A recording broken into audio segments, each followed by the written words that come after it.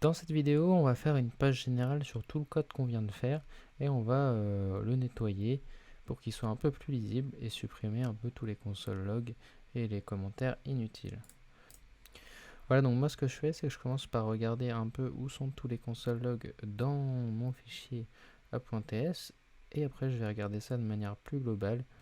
Donc ce console log là par exemple, on peut le supprimer, celui-ci aussi et celui-là aussi.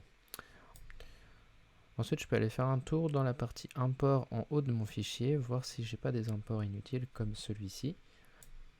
Et je peux à présent vérifier si mon code fonctionne toujours bien. Ok, ça a l'air de bien fonctionner, seulement je viens de m'apercevoir qu'il y a un petit souci dans la réponse de la liste des to-do. Je ne sais pas si vous avez fait attention, mais la réponse se fait ne se fait pas de manière éphémérale. En fait, je ne suis pas le seul à pouvoir voir ce message, même si je suis le seul à parler dans l'application Slack. C'est un message qui est envoyé en dur, donc c'est un message qui restera indéfiniment.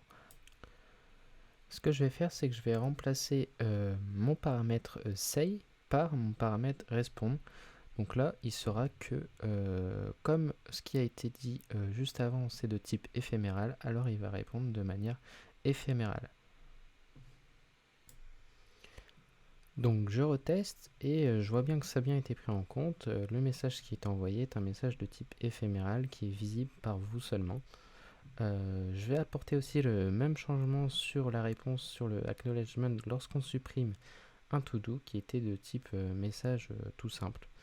Donc j'utilise le listener respond à la place de say. Donc voilà, on arrive à la fin du développement de cette petite application qui a l'air de bien fonctionner. L'ajout, la lecture et la suppression de to-do fonctionnent bien. Nous, on se retrouve pour une prochaine vidéo sur le déploiement de cette solution dans le cloud. Allez, à tout de suite.